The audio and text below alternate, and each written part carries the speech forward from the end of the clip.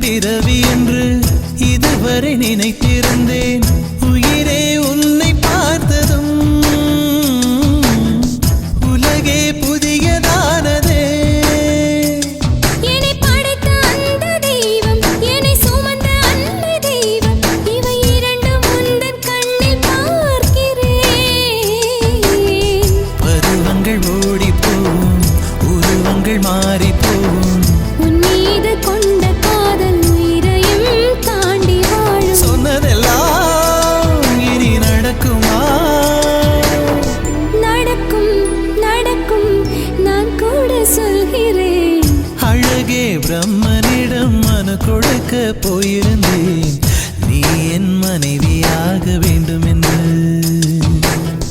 ஆண்டு பல காத்திருக்க வேண்டும் என்று அவன் சொன்னான்.